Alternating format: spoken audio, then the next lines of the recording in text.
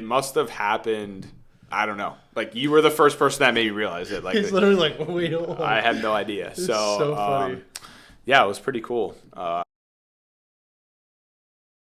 Man, welcome to the intro. No need for introductions. All about the world and the world what we discussing. Where every single thought that we had came from something. So it's funny that we made it when we started here with nothing. Gotta open up your mind just to find out why. When you lost inside the dark, just gotta turn on the light. And no matter what you do, you never run from a fight. Because we fighting to be better, and that's why we strive. Hi, I'm Cory McKane, CEO of We Strive, the #1 platform for personal trainers, gym owners, and coaches to both manage and scale their business. I'm your host for Why We Strive, where every Tuesday I sit down with some of the most incredible tech founders, investors, and creatives to find out how, when, where, and why they strive. Be sure you tune in every single Tuesday and check us out at whywestrive.com for more info. Now, let's get to this week's episode. All right, we are here with Michael Marra. You've raised millions of dollars. You have a 5-star app for entrepreneurs. And last but not least, you guys are rapidly expanding. So if you want to introduce yourself really quick, we'll kind of go from there. Fantastic. We're actually at 4.8, so I'm trying to get up to. All right, we're gonna have to cancel this interview. Trying to get up to full 5, but you can how it is. Reset it, right? I don't know if I want to reset it. I feel like 4.8 is all right. We have like 200 reviews in the App Store, so it's like. Because what my competitors used to do is they would literally, it was so annoying to watch as I was trying to grow, is they would have like 2,000 reviews and it would be like a 2.7, and then the next week they'd have a 5, and I'm like, come on. Yeah, that's just not fair. Yeah. I think a lot of people game it. We've just kept it organic. I'll leave you a review after this, dude. Appreciate it. There you go. But so Michael Marra, originally from Pittsburgh, went to University of Dayton, studied civil engineering, and which has nothing to do with what I'm doing now. There you go. Amen. Yeah, it was one of those things. The college experience was great for what it was. I'm glad I did engineering though, because I learned how to problem solve, which was like really helpful, I think, as an entrepreneur.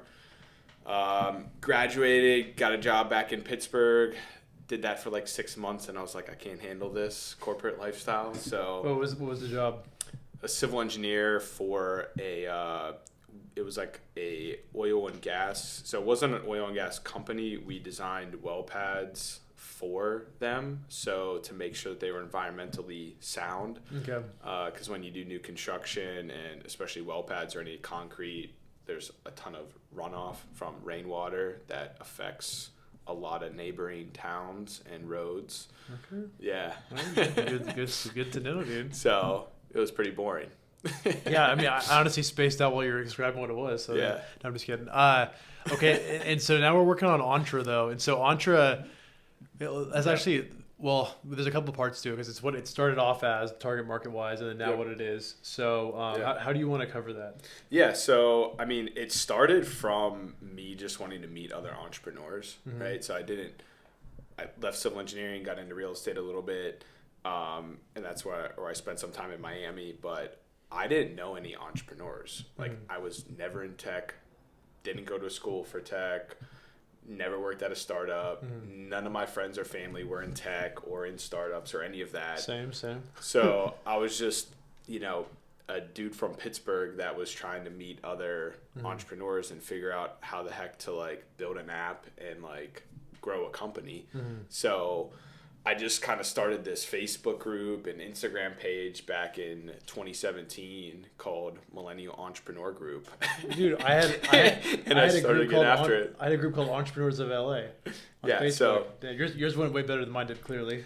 Yeah, so it was a terrible name. We called it Me Group, and for short. Nice. And I started doing some events in Pittsburgh from that, and mainly partnered with co-working spaces. So that worked out really well. And then we kind of took it from one co-working space to a few others in Pittsburgh. And then... Wait, how's the Pittsburgh tech scene? Not great. I don't know a single person ever brought that up. No, it's not great. Yeah, that's why I'm here in Austin. Yeah. But I spent a lot of time in mainly New York at the beginning, but I mean, Pittsburgh, it is what it is. Like, it's a smaller city. It's not the worst city for tech, but it's primarily dominated by Carnegie Mellon. So if you're not in the Carnegie Mellon clique, I don't know what that means. Carnegie Mellon University is like one of the top schools for like tech, computer science. It's Gotcha. like up there with like Harvard and Stanford and all Gotcha. of those. So there's a lot of people, a lot of smart people go there from all over the country and all over the world, honestly. And if you're not in that, if you haven't gone to that school or not in that network, it's pretty difficult to raise money for startups. Okay. Carnegie Mellon has a campus in Palo Alto, in Silicon Valley. So they have a ton of connections out there. Damn. The Duolingo founders went there. There's a ton of, Google and Uber basically just take graduates from their AI program like every year. Nice. So yeah, it's highly technical school that controls a lot of the funding and startup ecosystem in Pittsburgh. Good to know. That's why I love having this podcast. I know so much random shit that like doesn't probably really matter that much, but like, Yeah. Did you know about Carnegie Mellon? Yeah, it's wild. It's like a low key, like it's kind of like a mafia. Okay, good to know. Yeah. Good to know, dude. All right, so you're in Pittsburgh hosting these co-working events, and then what happens? Yeah, it basically went from, we started doing them at Spaces, which is part of IWG, which is the same company that owns Regis, and they're a huge real estate conglomerate. They were basically WeWork's biggest competitor, and they were already a publicly traded company when WeWork was going through their IPO whole thing. Gotcha. And WeWork had basically like half their revenue, but was trying to go public at like 10 times their valuation. Nice. So that's kind of what led to a lot of the WeWork downfall. But started doing events with them. They introduced me to their offices in New York. So I went to New York, didn't know anyone, started doing events at their office there, and that's when things kind of took off. I met a ton of partners. I met one of my our head of events who had a connect at Microsoft, and then we started doing events at Microsoft at their headquarters in Times Square, and that's like when things started really, blowing up and going good, and we started doing bigger events, and then we were able to make some money to start building out the app, which like led to everything else. Very cool, dude. All right, so what is Entre then? So Entre started basically it was the same company as Millennial Entrepreneur Group. I just like changed the name. Why'd you change the name, dude? Yeah, there's a whole story behind that, but we rebranded from Me Group to Entre in 2019 and started building out the app, raised some money from investors to basically build out this social network for entrepreneurs. Okay. And, now fast forward a few years, what we've realized was that entrepreneurs need a lot more things than just meeting other entrepreneurs. So they need a team, they need developers, they need, other people, product people, co-founders, and they also need investors and just like industry experts. And they also need other things on top of that. They need ways of getting out there, building community, doing events. They need software and services. So they need all of these other things. They don't just need to meet other entrepreneurs. And honestly, when you reach a certain level as an entrepreneur, you do way less networking than you do when you're starting out. 100%. So it's kind of like this opposite exponential curve where like when you're starting out, you're up here networking, going to every event you can, trying to meet as many people as possible.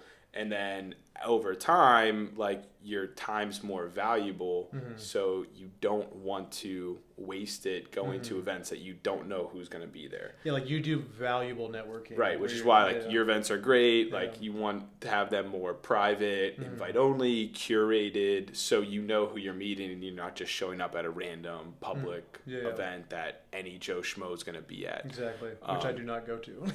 Right, so I don't go to those anymore either. Yeah. But when I was starting out, those were really valuable, right? Yeah. And like you need those, so there needs to be both sides. But to build a social network or a big enough platform for that is helpful for both entrepreneurs and really everyone else, you need everything else. So as we were growing, a lot of people that weren't entrepreneurs felt excluded. Like, hey, I'm interested in entrepreneurship, or like, I'm interested in tech, but I'm not an entrepreneur yet. Like, can I still join? Is this something for me?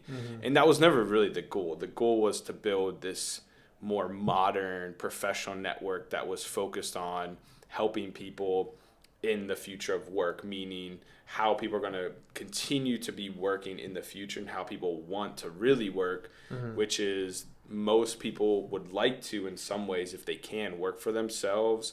They want to work flexibly, remotely, online, and they want to do things that they care about. They want to work for cool, interesting startups. They want to work for tech companies. They want to work for Web3 companies. And now a lot of people also want to get paid in crypto too. So there's that angle that we've been integrating a lot of Web3 technology too.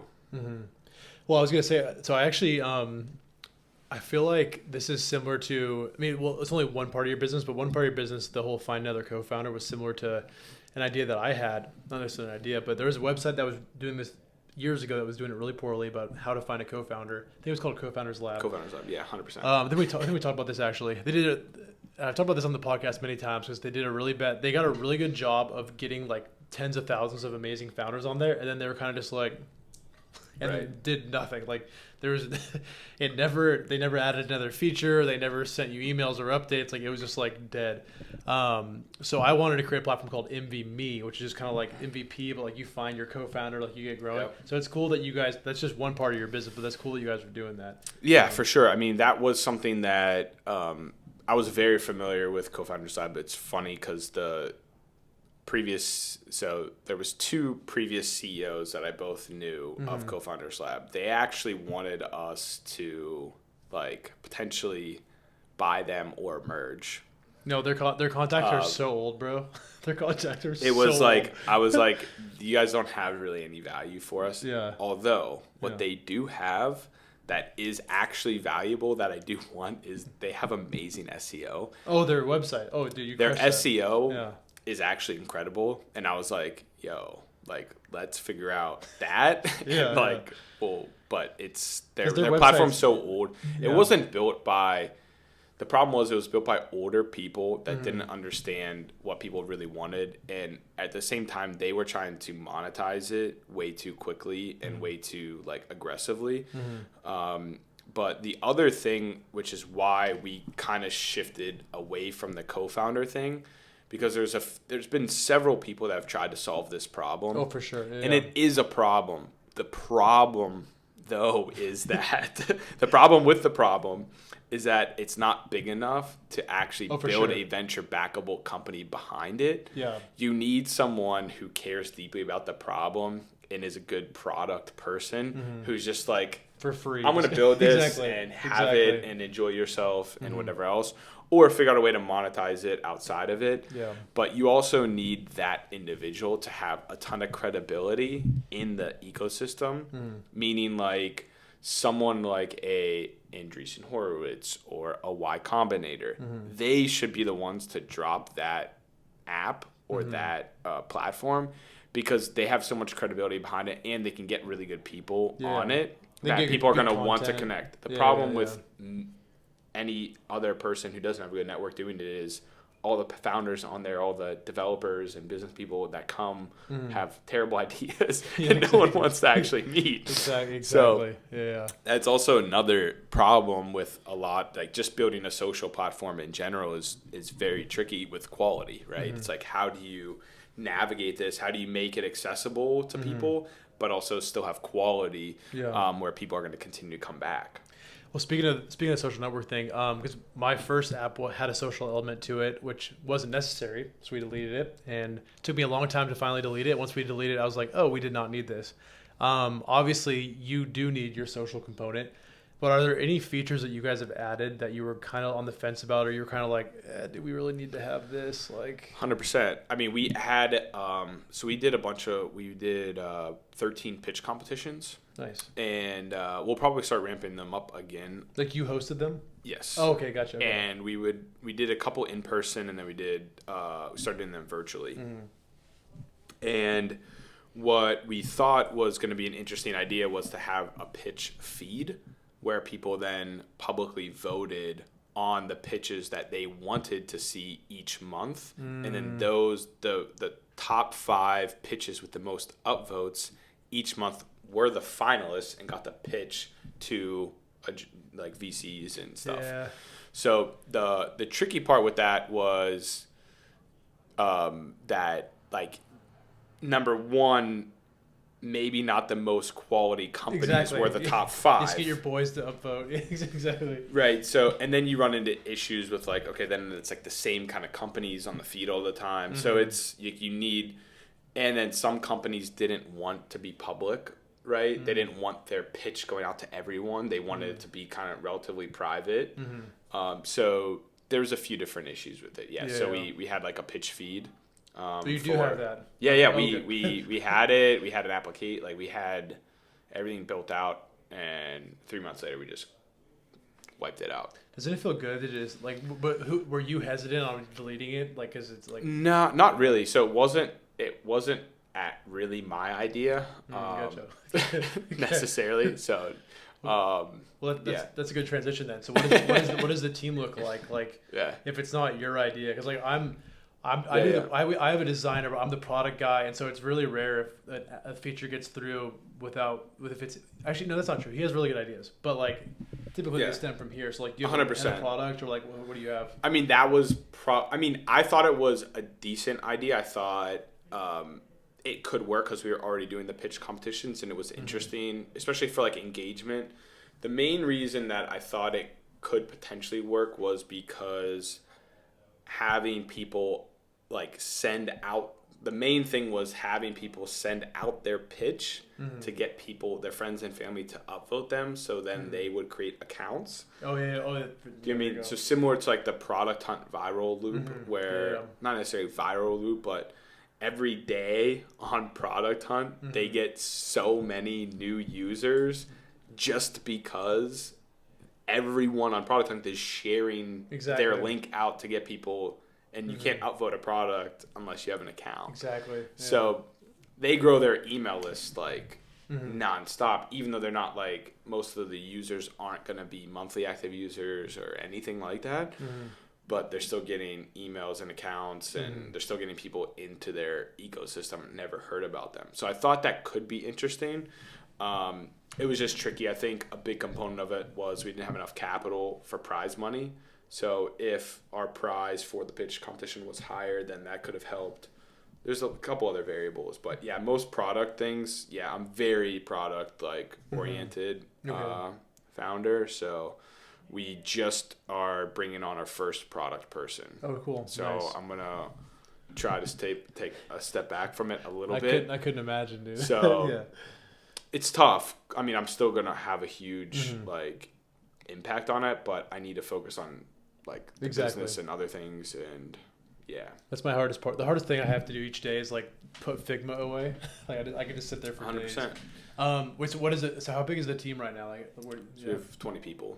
20 people? What's the remote in-person split? What are the rules like? Well, I'm the only person here in Austin. Okay.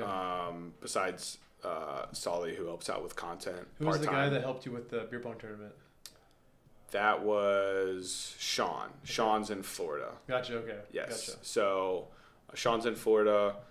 Ryan helps out part-time with content. He's here. We have another person in New York. We have one person in Pittsburgh. We have one person in Charlotte.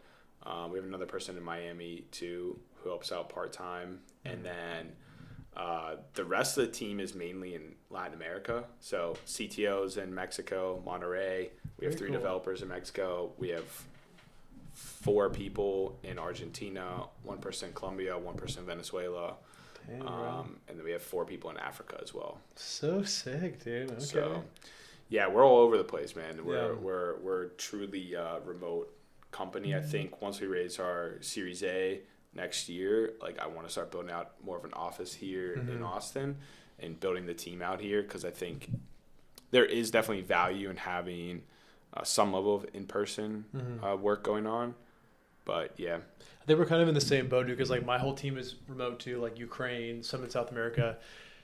Yeah, at the end of the day, me and you, we're running these growing companies, and then we're like at Capital Factory by ourselves working. So there's some days where I'm like, dude, it would be kind of cool to have. 100%. Yeah. The thing is you just have to like put the cost. 100%. Like now, now, it just doesn't make sense. Yeah, it's just like, all right, well, I can onboard developers for literally a seventh of the cost of having someone here. Sometimes a tenth of the cost. It's like, well, if they're mostly going to be working just at their computer all day anyway, if they're getting stuff done and they're productive, like, why do they need to be here in Austin? Yeah. And, I think there's definitely some challenges with it. I think, we've lost a couple people because they couldn't handle the remote lifestyle, right? And they just like, they were like, I need to like be around some people. Yeah. But for the most part, it's worked out great. And I think you need to like understand how to manage remote workers a little bit. And also get people who want to do that lifestyle, because it can be draining for sure. Dude, sometimes it's exhausting, bro. I'll go to like 3 different offices sometimes, just like this, to coffee shop, restaurant.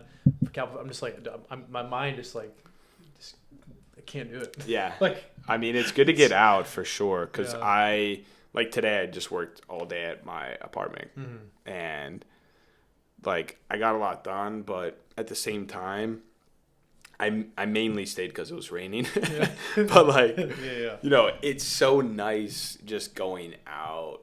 Like, Capital Factory is great. Like, there's a few great spots around Austin where you can just casually, like, you can get work done, but then you can casually talk and meet people, which is really helpful.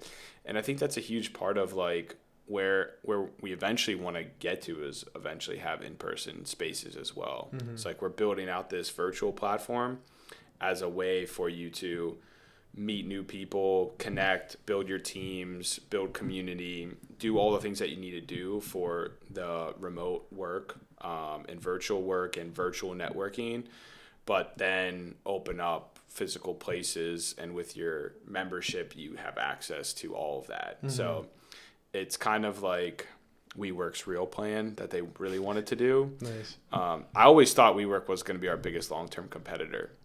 And then as soon as the whole fallout happened, I was kind of happy with it. Nice, because they approached it real estate first, Yeah. and then they were trying to build out a digital product and like an app and everything.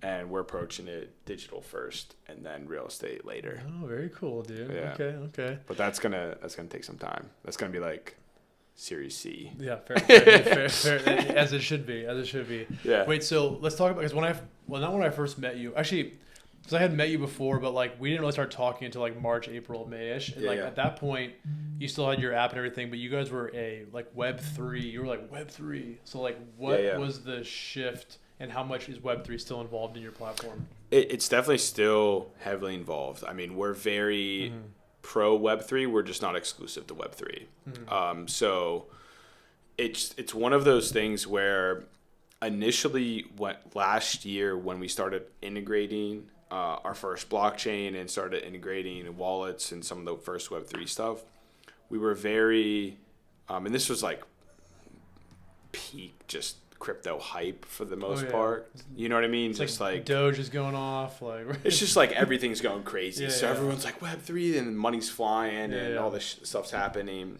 And it's one of those things where as you dive deeper into it, you realize that most people don't really care if everything is fully decentralized and everything's on the blockchain and all this other stuff. The vast majority of people that are in crypto just have some Bitcoin and Ethereum on Coinbase or Robinhood. They bought some Doge, or they bought an NFT that their friend told them about, and it's just like on their MetaMask. And like, there's not that many people that are like super deep into this, right? And but it is growing at it's growing at the fastest rate of adoption for any technology in history, at double the speed of the internet grew. So it is growing extremely fast. And there are millions of people that are using this stuff. The thing is, with regulation that's coming and policy that's coming, there's not really going to be a way around making things really fully decentralized. It's one of those things where it kind of sucks, but for the most part, everyone's going to kind of have to play the game, which is like, let's use the technology so that we can send money, earn money, we can do things on the blockchain, we can get NFTs that give access to certain things, that make it easy to join communities, go to events. Let's make it easy to get certificates, credentials, proof of attendance protocols. When you attend an event, automatically goes on your wallet. Then on your profile on Entre, like, you'll be able to display all your NFTs, all the events that you went to, all the certificates that you've gotten, all the places you've worked. It's all on your chain. It can, follow you around anywhere on the blockchain, right? Those things are really cool, right? And being able to earn crypto and pay people in crypto and make money in crypto.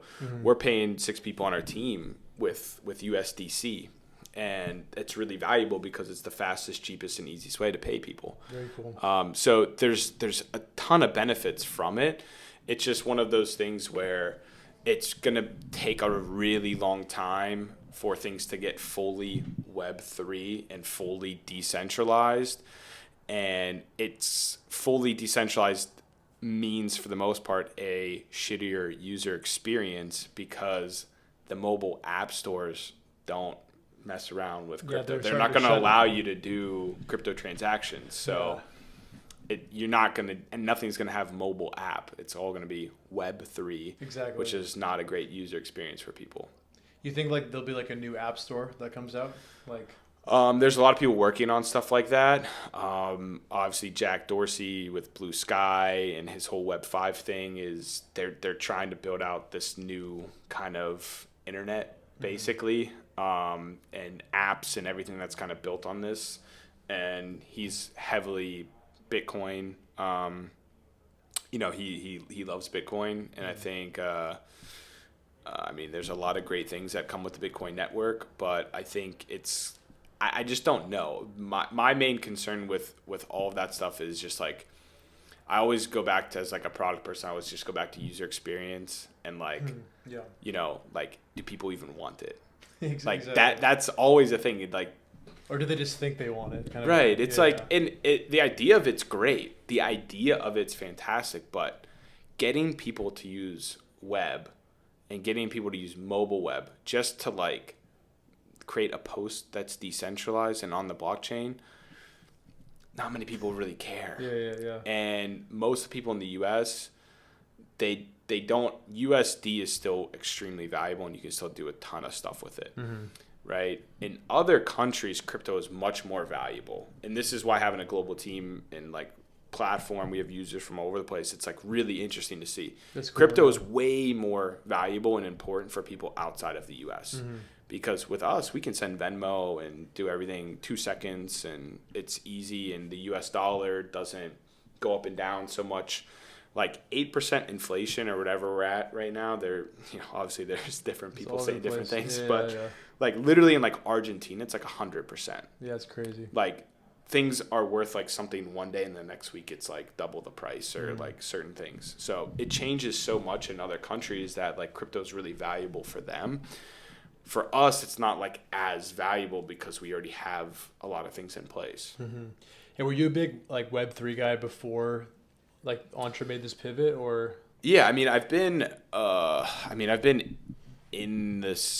following it since like 2016. I think is when I bought my first Bitcoin. And then like I had CryptoKitties when those came out in 2017. So I've always been like paying attention to it, but it was always one of those things where I was like, it doesn't make sense. Like the intrinsic value of it doesn't make a ton of sense. Outside of just people wanting to make money. Like the majority of people that have invested in crypto or invested in NFTs have solely done it to make USD. Yeah, 100%. That's the only, like literally. So like when you look at it that way, it's like there is a small percentage, probably like 10% of people that actually do value the NFT or really believe in the blockchain and want to support it. But yeah, for the most part, people are just trying to make USD. Right. So when you look at it that way, it's like, wow, this is like a huge bubble that's just waiting to burst. So I got out a lot in like 2019, bought back a little bit. But yeah, I mean, I think it's something that for us, we want to integrate the things that people are doing that they want to do without the friction of going through onboarding, buying a token, sending money from this wallet to that wallet, paying gas fees, and doing all that. So we're rolling out an in-app currency that you'll be able to buy and earn on mobile web everywhere. And then the points or the coins that you earn, you can cash those out to your crypto wallet or your bank account. Okay. So just like TikTok, you can buy the coins and tip people on live streams and stuff. And then you cash them out to your bank account. Very similar concept, except you can cash out to a crypto wallet if you want. Okay, dude. Okay. All right, let's get back to the business model a little bit. Yeah. So do you mind saying how much you guys have raised total, or? Yeah, we've raised $2 million total, maybe a little bit over. Yeah. Okay. How many rounds did that take you guys, or just one round? So we did 2019. I raised $150 from 2 angel investors that we met at events, and just like, networking my ass off, basically. Yeah, there you go. And then after that, we raised another like $250 basically, to get us to like 4, and then we just raised 1.6. Good stuff, dude. So good stuff. Yeah, it's been and that's been all over like 3 years. So it's just been like one of those things where raise a little bit, build, prove out the concept, validate it, raise a little bit more, and so on. So, and what are you pitching these investors? Like, obviously everyone wants you want to invest in a cool thing, but also you want to return on your money. So are you saying like we're going to be like the Instagram of the, entrepreneurship social world? Like what is the pitch? Yeah. I mean, a lot of it's obviously changed a little bit from when I first started, but yeah, I mean, the main thing is, look, professional networking hasn't changed or evolved really ever, right? It's been mainly only LinkedIn as like the professional network. Exactly. And then you look at social networks, well, there was MySpace, Facebook, Instagram, Snapchat, TikTok, different platforms. Shout out Vine. Yeah.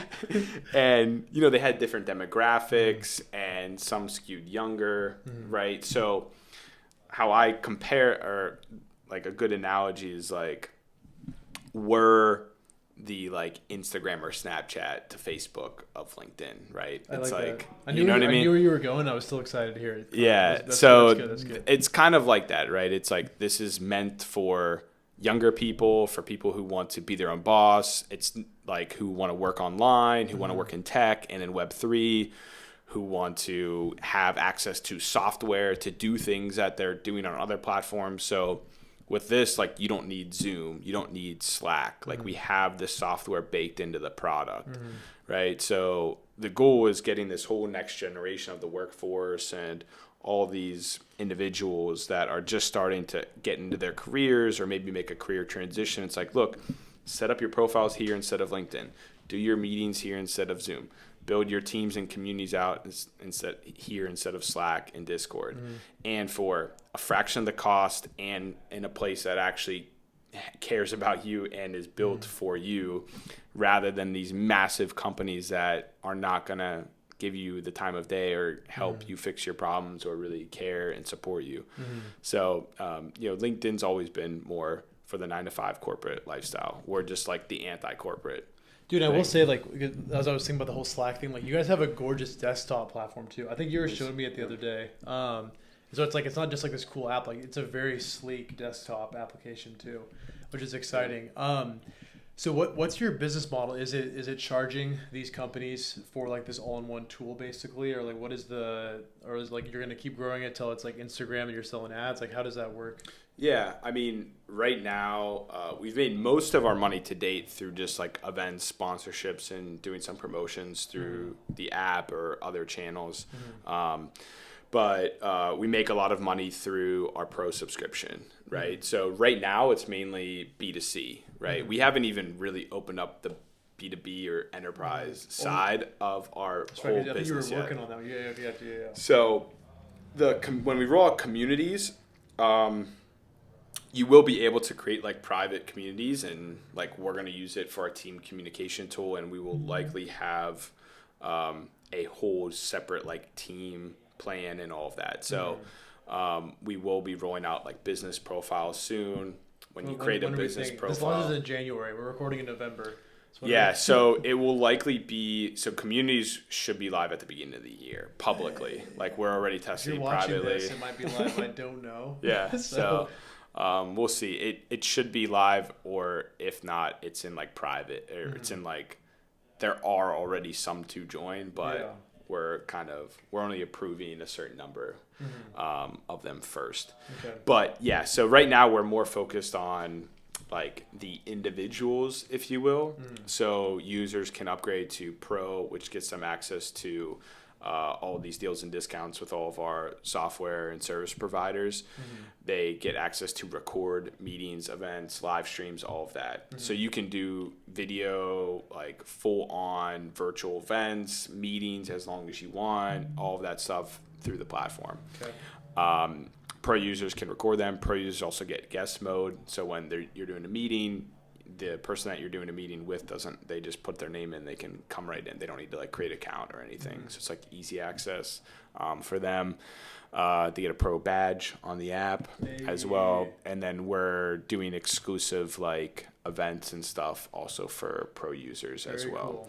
Cool. They also get the monetization aspect of it. So they get to do paid events, paid communities, and all of those things. Very cool. So the whole thing is like, we want our business model to be based around helping people make money and save money.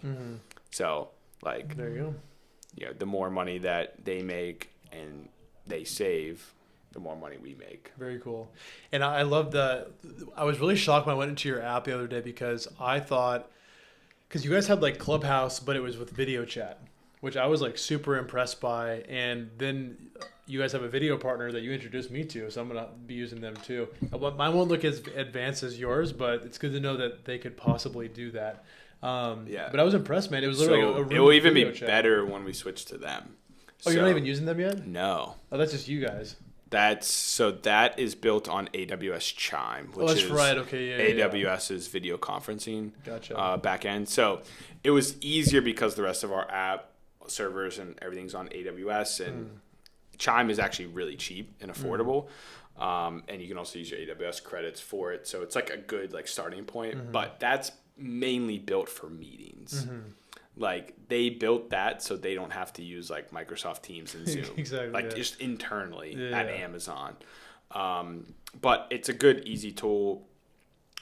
I think we are the only app that uses it for like live streaming and virtual events at that scale. Nice. And yeah, so it's just not, quality's great and stuff when you're on Wi-Fi. When you go to cell signal, it drops a little bit, but yeah, we have a lot of features baked in. Like you can do full on video, screen sharing, and everything like live. So yeah, it's like Twitter Spaces and Clubhouse with video and screen sharing if you want it to be. Yeah, super cool, man. And how do you guys compete? Because like there's just not with like, you doesn't really have any necessarily competition, but like how do you compete with like screen time? Because like there is Instagram, there is compete LinkedIn, with everything, bro. Everything, dude. Like it's competing like for attention. Yeah, exactly. It's like when my social app didn't do well, but like that was one of the things I was like, how am I going to get someone to post on my We Strive social page over Twitter, over Instagram, over Facebook? Like it's just 100%. Like how do you guys do that? Yeah, I mean that's where like the differentiators come in, right? So being more Web3 friendly helps a lot, because then the Web3 ecosystem wants to spend more time on our platform than other platforms, right? So if other platforms are censoring stuff, or other platforms they can't find crypto people easily, or the content is not really focused on that, and they can't find communities or events around that stuff, then like we have a lot of that, so people like that a ton. Plus, people like the fact that we are kind of the anti-LinkedIn. So there's a lot of people actually that really hate LinkedIn, surprisingly. Nice. I don't want to say they have like a vendetta out for LinkedIn, but like a lot of people just don't use it. So they've been looking for something new for a long time. And it's just having like new interesting things happening. Like people love just popping into the rooms and stuff that are happening and just meeting interesting new people that you can kind of do a similar thing on Twitter Spaces or Clubhouse, but with video and like the other features and functionality that we have to post other types of content as well, and do events, both virtual and in person, and then you can post jobs and stuff. So there's a lot going on, and there's like 4 different types of users. So like we have the creators, who are like the ones that are like creating content, doing live streams, events, and all of that. Then you have like these learners who are the main consumers who just, they're there to learn, to network, to meet new people. Then you have the entrepreneurs, or the people who are like there to hire people, to build their teams, to raise money from investors, all of that. And then you have the people looking for jobs. You have the job seekers, gig seekers, people looking for work. And those are also like a lot of people right now, especially with all the layoffs. We're getting a ton of people coming on looking for new opportunities to work at tech companies and startups within our platform. That's gonna be my next question. I got my little book out because I had like 4 questions, and I was like, I'm gonna forget 3. I already forgot one of them, so I'm kind of annoyed. But what is you guys also help people get jobs too on your platform, right? So how does that kind of like system work? Because I knew that was like one of the main things you guys built the app for. Yeah, I mean, originally it was to help founders find to post co-founder roles and like developer roles and stuff like that. And now it's just expanded because we started doing these virtual job fairs every month, and they've just like blown up, and we've gotten recruiters from like all the big tech companies like Amazon and Roblox and they're like on Meta and Google. So like they'll come on to the virtual job fair, they'll share all their different roles. Cool. We get like 400 people in the audience, like they'll apply for roles live. So they'll cool, ask questions dude. and I stuff. didn't know that. Yeah, so those are some of our biggest like virtual events that we do, and we're going to start doing some exclusive stuff with like AWS and some other partners for like hiring and whatnot. But like it's just a weird time for hiring right now. So we tried actually to go pretty deep into the recruiting space because there was like definitely there was some interest there and like opportunity there, especially financially for you guys. 100%. But it just was one of those things where there was just too much friction there, and it wasn't our wheelhouse. And we started like getting a lot of interest from events and then communities and stuff, which was coming out. And then we got approached to help host Coinbase's hackathon, and then that. Hey, wait, when did that happen already? Or so it's going on right now. So they're doing events like almost. We're doing all their workshops and events and stuff. Like virtually or what? Virtually, yeah. Oh, very cool. And then like right now, or like this week? Not right now. Okay. Yeah, but it's going on. It started. Started last week. Okay, cool. So it's been going on, and there's like 5 or 6 other companies that are involved also in the hackathon. So they're doing all their workshops like Unstoppable Domains, Polygon, and all. Like there's like 4 or 5 other companies. So we're gonna start partnering with all of them, and there's a lot going on in the events and community stuff. That's like more our wheelhouse. The recruiting stuff, I think, is something that we can definitely continue to like have as part of our platform, and that will likely be a huge money maker for us over time and as we get bigger. I mean, LinkedIn makes a shit ton of money from the recruiting side. They make like billions of dollars every quarter from just the recruiting side. But it's something that it's just one of those things where I don't want to like force something that's not there. When we have all these other great partnerships and things going on that are like right in front of us too. And we just can't spread ourselves too thin. We have so much stuff going on. It's like hard to keep track. 100%. Priorities is like everything. Well, dude, I feel like you're becoming like a guru of the Web3 world, dude. And I wanted to transition that very smoothly to the fact that you are a blue checkmark holder now as of this week. Officially. So I'll put up the screenshot, but I DM'd Michael on Sunday because he had a story pop up, and I click on it, and all of a sudden you have a blue checkmark on Instagram, and I'm like, what the fuck?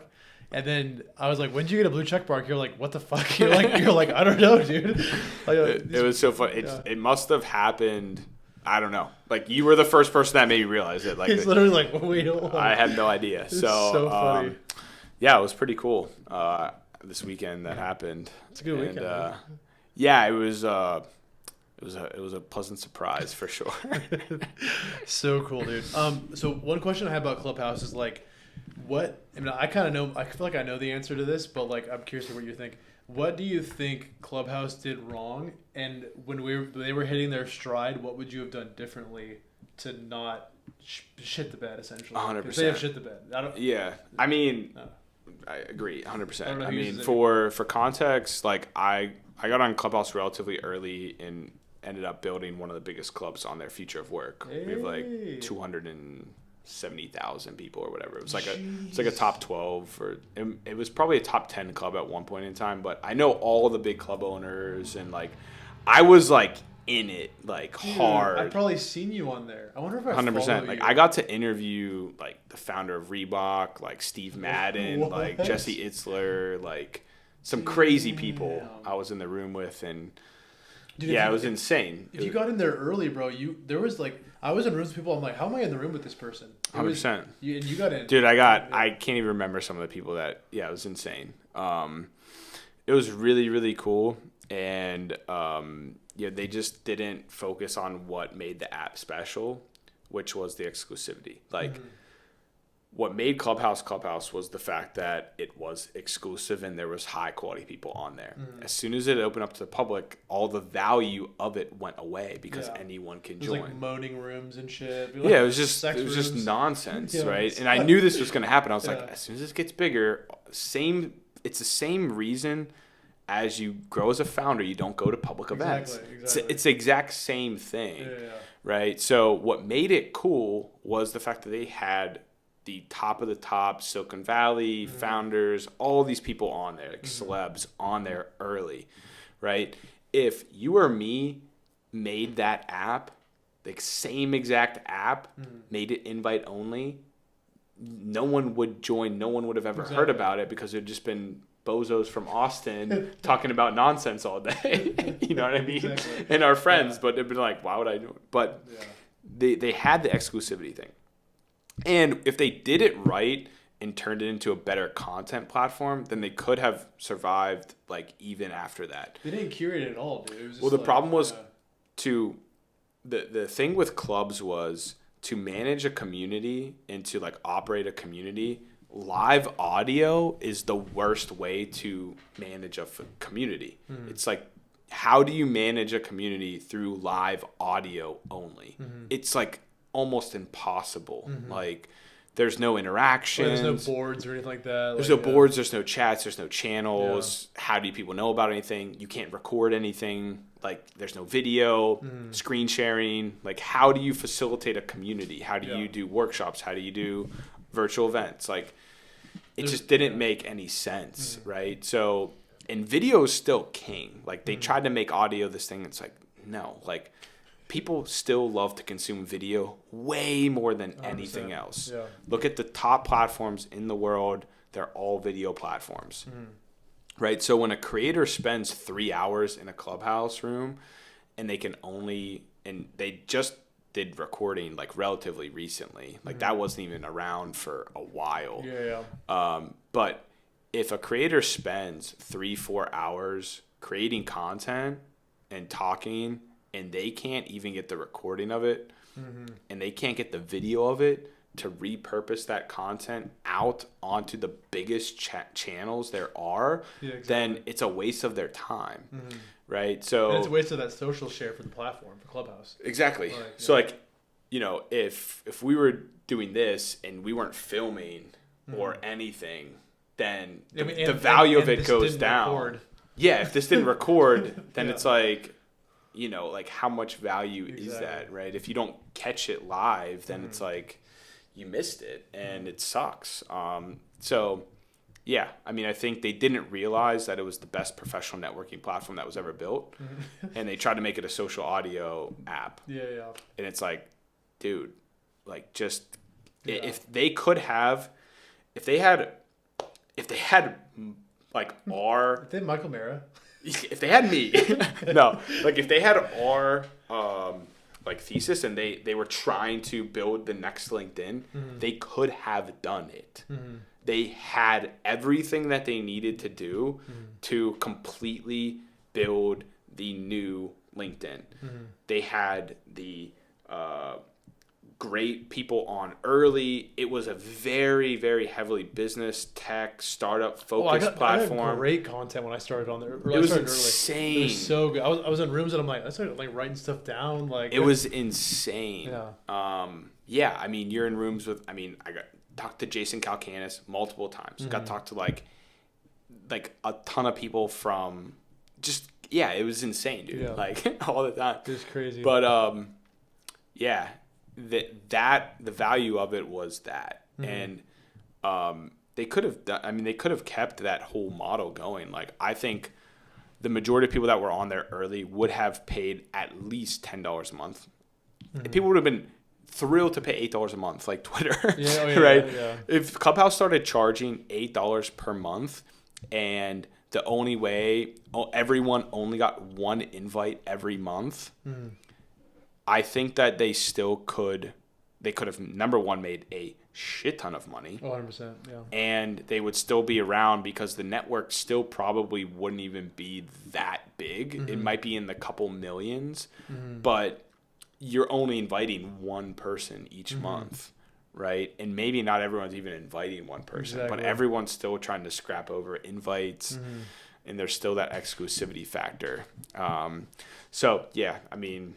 At what point did you tough. Peace out, though? But you were because you had such a big group. We still do Clubhouse stuff, like... Damn. Yeah, dude, because we just funnel people right in. Oh, yeah. You're like, so anyways, come on. Well, all we do is we pin...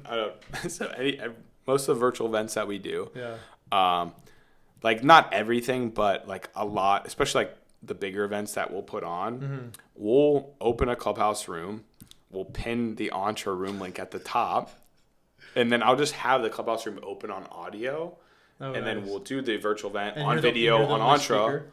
Yeah, and then I have it on, and then like every like 5 minutes or 10 minutes, I'm just like, hey, if you're on Clubhouse and you want to watch it on video and interact on the room chat and join in, like click the link. So do you get good pull through from that?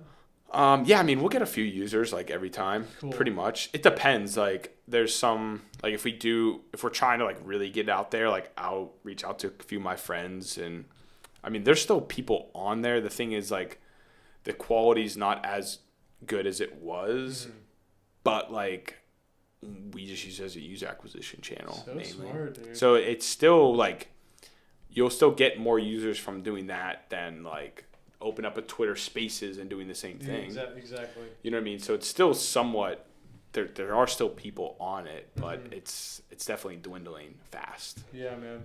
Yeah, it's such a curious concept because they really had like imagine if you had their audience on your platform.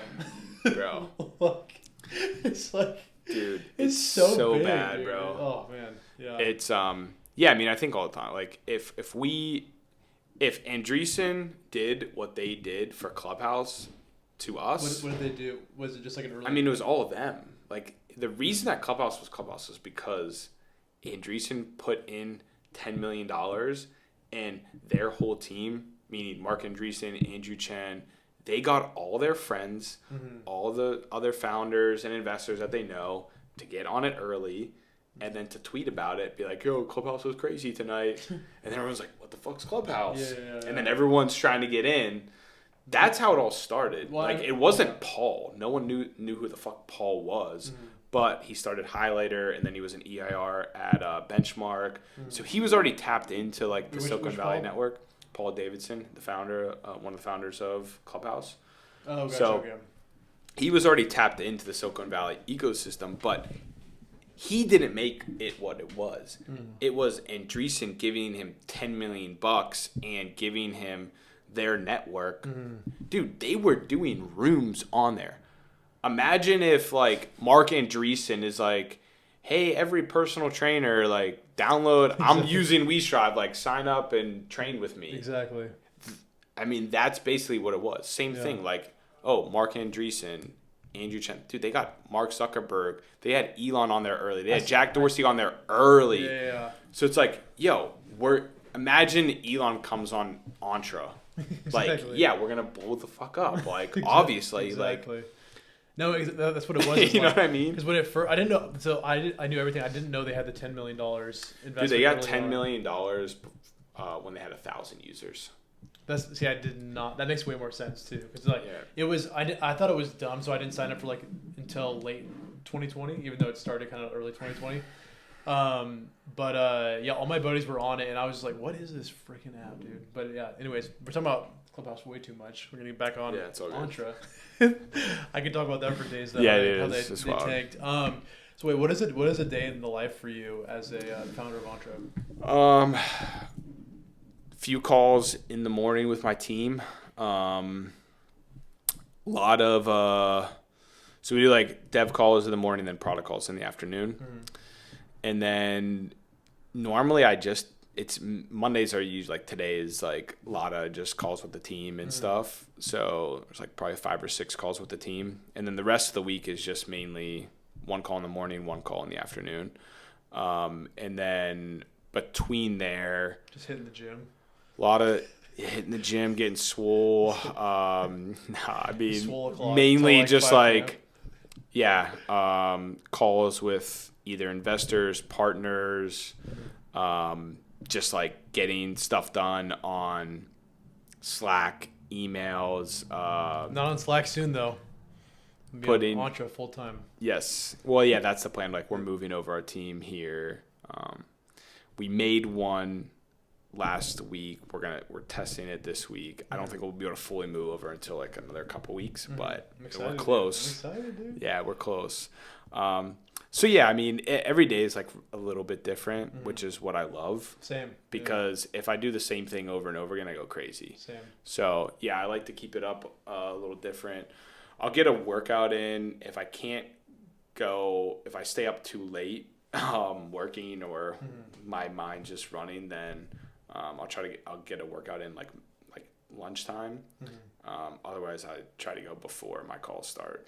Do you follow like a typical 9 to 5 type of environment? Are you like sometimes I'm gonna sleep in till 9 and then I'll work till 11 p.m. Like what is I try to do roughly like 9 to 9. Or 9 to my whole thing is like I used to work like way long, not necessarily like way longer hours, but I used to just work just like to work. Yeah. Right. And it wasn't productive. And what I found is like, look, if I'm putting in a solid 8, 10, 12 hours Monday through Friday, a few hours on the weekends here and there, I'm good. Like there's and as long as I'm productive and like I'm getting my priorities done and I know that my team is executing on the other things that are needed, then like I'm good and I don't need to like pressure myself into working 15 hours, waking up at 6 a.m. and trying to like kill myself, right? It's like you gotta like I've learned to just like take a step back, not drive myself crazy, understand I'm doing way more than most people and that I'm like also creating a lifestyle that's sustainble and that I can actually be relatively happy in too, without like working like crazy. You have to balance like getting shit done with like happiness and being healthy too. So because I know a ton of founders that I'm just like, dude, I wouldn't like, you're not healthy. Like you look bad. You know what I mean? And I've definitely been there. I feel like I've definitely had like my moments where I was just working like nonstop and stuff. But dude, I have the exact same mindset because I used to be the same way. When I was dating my ex for years, like I would literally just work all day, and she'd be like, "When are we?" And I'm like, "I don't know." Like I'm just working. And then one day, like I was kind of like, I've been working pretty hard for a long time. And like I still work, like I was up at 7 this morning and I'll probably work till like 11 tonight, but like I take longer breaks in the day is my thing now. Like I don't mind watching a YouTube video. I'll go to the gym, I'll go on a walk, like, and it feels like you said, it feels really healthy. Like like you said, as long as you're getting your shit done, like just be happy with it, 100%. Yeah. I mean, my thing is like, look, I make just a list of like things I want to do that week. and like sometimes it's like 5 things that are like really important. As long as those are done and stuff, like I'm good, right? Because, and at the end of the day too, it's like as long as you do one thing, like even just one thing every day to move you closer to your goal, like you're still progressing. Exactly. So it's like it's not the end of the world if like one day you're just not really feeling it and you just need to like chill out for a second, like. It's going to be all right. But having the discipline and pushing through and like just showing up every day does really matter, because that's where you get the gains. Christ. I know you know about the gains, but that is where you get ahead. Yeah, 100%. Right? Like if you have serious competition, and dude, honestly, like one thing too about the competition, it's like most startups are fucking shit shows, and most people aren't actually working that hard. Oh yeah. And the people that are working really hard aren't really productive. Yeah. It's like kind of wild. There's very, very few really hardworking and productive people and disciplined people. It's like totally agree. Yeah. Dude, I've lived with people that, you know, have been a part of startups, and like I've seen what I knew they worked less hours than me, and then also I would see how they were actively working, and I was like, I feel like I would be doing both those things at the same time. Like, I'm like, I don't know. I feel like, so I know what you're saying. One last question here though I wanted to ask is, where do you see your business going in the next few months? Obviously, we have some cool updates coming out, and then where do you see yourself in the next couple of years going? Yeah. So next few months, like our main focus is communities and rolling that out to basically create this alternative to Slack and Discord, and basically build what LinkedIn groups should be. Are there LinkedIn? Oh yeah, dude, LinkedIn groups are the biggest waste. 100%. I forget that they even exist. Okay, yeah. Exactly my point. So we're building what LinkedIn groups should be. Okay. Within our platform, nice. Right? That's like been our main like focus and go to market, from going to like 65,000 users we're at now to over 1 million. Dude, like that's like 65,000. So we need to like go from here to 1 million, because once we hit 1 million users, everything changes, right? Everything becomes like more legitimate. There's bigger problems, but it also is going to pique the interest of almost every investor. 100%. Yeah. Right. So, that's like our near-term focus for sure. Then like over time, obviously add in a lot of these other product updates, like business profiles, teams, calendar integrations, where you can have your own calendar booking. That's what we're working on too. Page. We should talk about it. 100%. Yeah, we're doing. There's definitely a lot of like overlap for what like it's similar like solutions. We're both building very different audiences. 100%.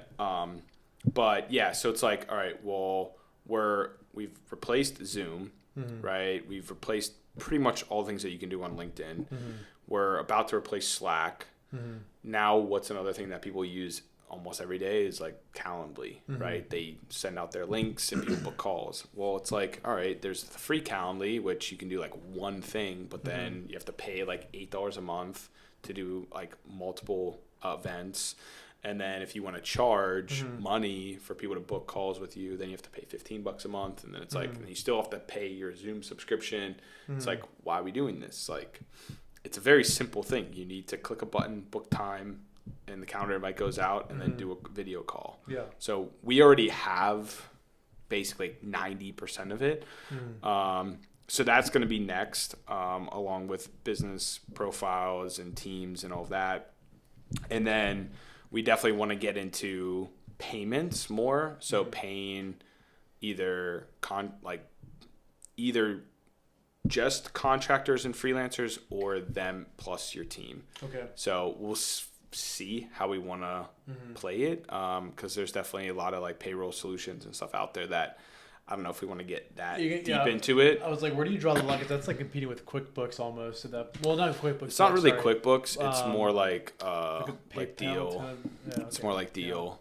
But do you draw a line though? Do you go like 100%? That's where like we're open to integrations and stuff, and that's where like, all right, we don't really want to touch like project management, like Notion. It's like, exactly. We don't want to do that, right? Yeah. Like, You know what I mean? Like we've thought about, it's like, no, like let's, product management can be done. Team communication, professional networking, calendars, events, communities, all of that ties really closely together to each other. Yeah. Right?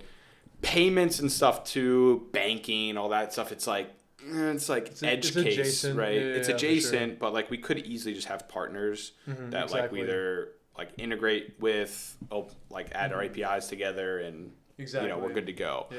So, we'll see, what to come. And then obviously the other thing that we were talking about, which was the real estate stuff. Like we want to open up our own like co-working spaces eventually, our physical. And then that's part of your pro subscription too. Bro. So like you can just pop into like whatever office. So like you have then the physical, right, that you use. And then while you're at the office, you can do all your virtual meetings and stuff through the same. Bro. So you don't have to pay for a co-working membership either, right? That does sound. You don't have to pay for a co-working membership. You don't have to pay for Slack. You don't have to pay for Zoom. You don't have to pay for Calendly. It's all built in. And then same thing with like hiring, like LinkedIn. You post a job on LinkedIn, dude. You're spending a ton of money, like trying to find job candidates on LinkedIn. Indeed's free up to a certain amount, and then you're gonna pay a ton. All these job boards are ridiculously expensive. Yeah. So need to help that as well, because people are just trying to find co-founders. It's like they can't spend money on these platforms to even post the job. Dude, I love it, man. I'm excited to get my little Entre calendar if someone book it. So that's going to be cool, man. Well, Michael, it was awesome to have you, man. Appreciate it, brother. Coming on. I'll see you in the For group sure. chat. Thanks for having me. That's why we strive, man. There we go. Love it. I wanted to thank you for watching this entire episode of Why We Strive. Be sure you head to whywestrive.com and subscribe, so every Tuesday you can see incredible interviews with some of the best tech founders, investors, and creatives in the industry. Have an amazing day, and don't forget to keep striving.